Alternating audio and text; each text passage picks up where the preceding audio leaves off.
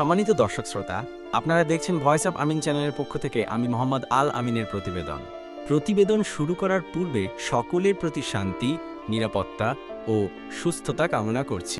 মুফতি তালহা ও হ্যাপির ব্যক্তিগত ও সাংসারিক জীবনের কলহ জনসম্মুখে আসা নিয়ে বিভিন্ন মহলে সমালোচনা হচ্ছে।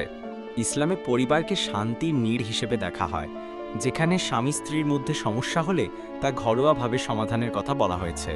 কিন্তু মুফতি তালহা ও তার স্ত্রীর দাম্পত্য কলহ যেভাবে সামাজিক মাধ্যমে তুলে ধরা হয়েছে তা অনেককে হতাশ করেছে। তাদের এই ঘটনা থেকে দুটি বিষয় শেখার আছে।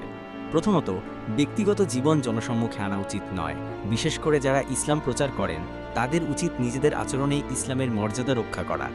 দ্বিতীয়ত, আলেমদের উচিত বিবাহের ক্ষেত্রে পাত্রপাত্রী নির্বাচনের সময় কোরআন হাদিসের আলোকে যাচাই বাছাই করা এবং দিনদার পরিবারকে অগ্রাধিকার দেওয়া। অনেক সময় দেখা যায় মিডিয়া থেকে আসা ব্যক্তিদের দিনের পথে আসা দেখে আকৃষ্ট হয়ে অনেকে ভুল সিদ্ধান্ত নেন, যা পরবর্তীতে সংসার ও সম্মান নষ্টের কারণ হয়। আল্লাহ আমাদের সঠিক পথে অবিচল থাকার তৌফিক দান করুন।